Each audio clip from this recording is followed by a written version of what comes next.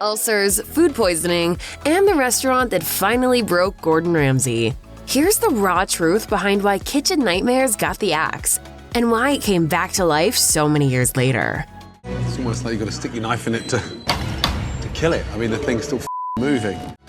Nobody can claim that the cancellation of Kitchen Nightmares in 2014 was brought on by the show being unpopular among viewers.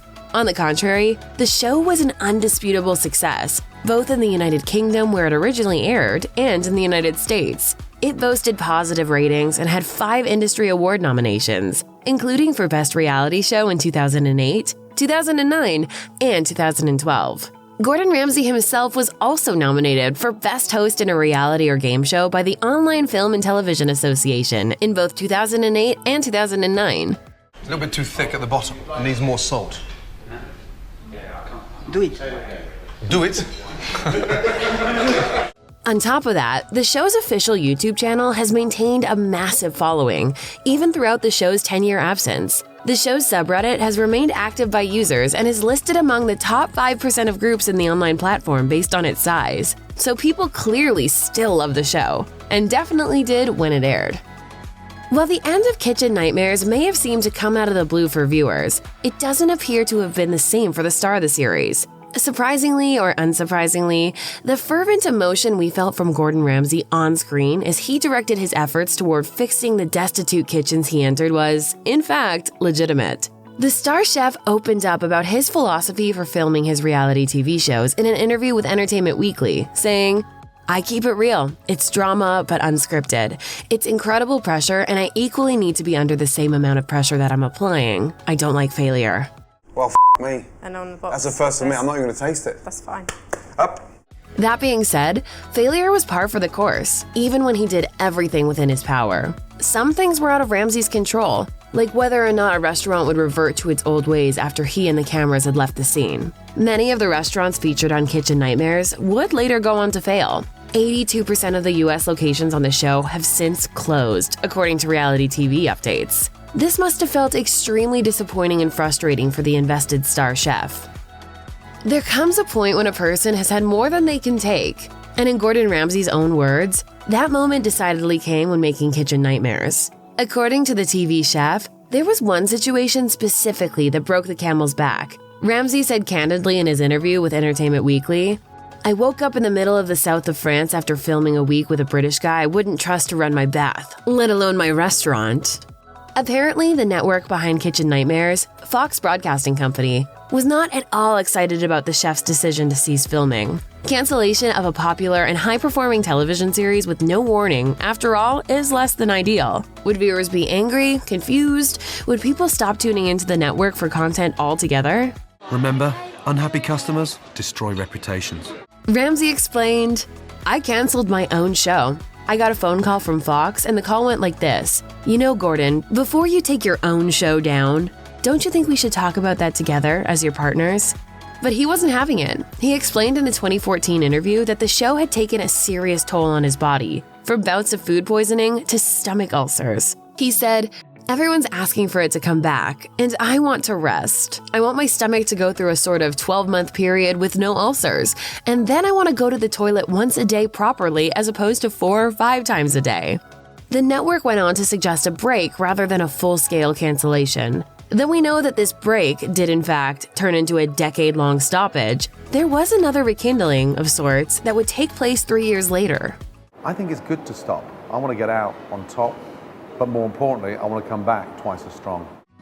After 3 years of nothing but crickets on the air due to the cancellation of Kitchen Nightmares, Fox finally talked Gordon Ramsay into coming back to produce a similar program. That ended up being 24 Hours to Hell and Back, which debuted on June 13, 2018. The idea behind the show was the same. Ramsay attempting to fix failing restaurants through his own, often controversial methods. But this reimagining came with a few changes too. Unlike in Kitchen Nightmares, the new show called for Ramsay entering the restaurants in disguise. Time to raise some hell. After tasting the food, and usually hating it, he would then reveal his true identity and subsequent plans for the spot's turnaround. Whereas Kitchen Nightmares had allowed for Ramsay to work with an establishment for a full week to aid in its transformation, 24 Hours was put on a condensed timeline. True to its title, everything from the renovations to the development of the new menu was done in one single intense day. The staff of each restaurant had only 24 hours to whip themselves into shape before Ramsay would leave them to stand on their own. 24 Hours to Hell and Back was produced for only a few short years, from 2018 to 2020, before the plug was pulled. While it's not entirely clear why this decision was made, it's not too hard to speculate when you start looking at reviews and ratings. While there seemed to be initial interest in the reimagining, perhaps due to nostalgia for the highly missed Kitchen Nightmares, 24 Hours did not grow in or even maintain viewership season by season. Come its third and final season, the series was down by 35% in viewership when compared with season 2, according to TV series finale. But it wasn't only metrics that spoke poorly of the replacement reality series. Complaints abounded by naysaying viewers on platforms like Reddit and IMDb, with many watchers referring to the new series as overly scripted and far too heavily dependent on drama. Oh, no, hold on a minute. I'm just getting tired dealing with stuck-up, precious little princesses. What? Many criticized the overall idea, referring to the 24-hour turnaround rule as being unrealistic. One particularly scathing review on IMDb, which gave the series 1 star, was aptly titled, "Reality Crap at its Worst." By all accounts, it's safe to say that Gordon Ramsay's replacement show didn't quite fit the bill among his loyal fanbase. There's no denying that the COVID-19 pandemic hit restaurants especially hard. Our favorite food spots everywhere shut their doors, and sadly, many of them never reopened. There are about 10% fewer restaurants operating in the United States in 2023 than there were in 2019, according to CNN. The number of restaurants is expected to drop further before the industry bounces back, with some estimates putting the return to pre-COVID-19 levels at around the year 2026, and maybe even later. It appears that this catastrophic blow to the restaurant industry gave Gordon Ramsay a change of heart and a renewed interest in giving Kitchen Nightmares another go. In an interview with Variety regarding the comeback, Ramsay said, "The time felt right. After the pandemic, Americans were eating out more than ever while restaurants were also still struggling. Over the last 3 years, the industry has seen some of the most difficult times in history across the food and drink hospitality sector." He added that it was disheartening to see the sheer number of restaurants that had to shut their doors due to circumstances beyond their control. It sounds like Ramsay saw Kitchen Nightmares as a way to make a real difference in the lives of some hard-working restaurateurs, a cause we can all get behind. I have the right to do the right thing. While the inspiration behind the return of Kitchen Nightmares may have stemmed from the struggling restaurant business, additional theories about the motivation behind its reboot abound. Some Reddit users speculate that another factor may have been the recent writer's strike. On May 2nd, the Hollywood writer's strike officially began after studios and screenwriters failed to agree upon new contracts that both parties thought were equitable. Many popular late-night and daytime programs stopped running as a result. One Redditor said, "As soon as the writer's strike went into effect, I told my husband we were going to get reality TV out the wazoo, including Kitchen Nightmares. Looks like it's happening. Woo!"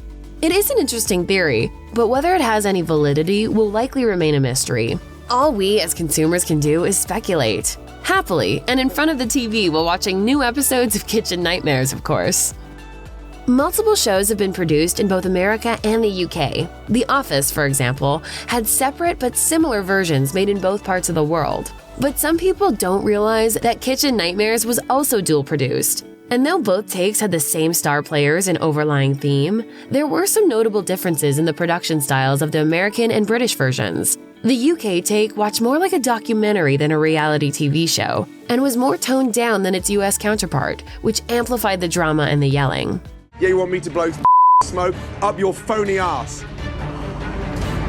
I don't want you to blow smoke up my phony ass. Wow. A user on Reddit said about the UK version, "It's really genuine, authentic. In the US version, the music is overwhelming, the timeline is disrupted, it's just ridiculous." But for those who prefer the mellower tones of the British version, there is good news regarding the new episodes. Season 8 seems to be following the same format as the original UK formula. While some viewers on Reddit remarked that the premiere episode was underwhelming, there were plenty who were ecstatic by the relatively laid-back approach. Though Gordon Ramsay made the decision to say goodbye to his efforts on Kitchen Nightmares back in 2014, it doesn't appear that this choice sat very well with the chef over time. Ramsay told the New York Daily News in 2017, "Yes, it was wrong to pull my own show off air, but that's it." Given this, as well as Ramsay's self-proclaimed dedication to helping the flailing restaurant industry in the post-pandemic world, it would appear that he is passionate about the reboot of Kitchen Nightmares being here to stay. With all the buzz behind the show's return, as well as the fact that the show has been positively rated by users thus far, it would appear it has a better chance of sticking around than Demimo's signature dish. So I stick my meatballs in a bowl. Balls in a bowl. Balls in a bowl. Yeah. While the return of Kitchen Nightmares is indeed a happy day for reality television, intentions for success aside, it remains to be seen how the reboot will perform in the long term. Gordon Ramsay has grown in his fame over the years and has many more shows on air than he once did. MasterChef, MasterChef Junior, Next Level Chef, and Hell's Kitchen will be competing with his newest project for viewership. The other, and perhaps more prevalent concern, lies in the fact that the market for restaurant fixer-upper shows is more crowded than it was back in 2004 when Kitchen Nightmares first began. Bar Rescue, for example, premiered in 2011 and is still going strong. The concept is similar to Kitchen Nightmares in that a professional in the industry assists failing bars. The same goes for Restaurant Impossible, starring Chef Robert Irvine, a show that also got its start in 2011 and involves helping failing restaurants. Either of those could easily have become the viewer's new favorite during the absence of Kitchen Nightmares. Only time will tell whether or not the returning classic will be able to keep up in the current market.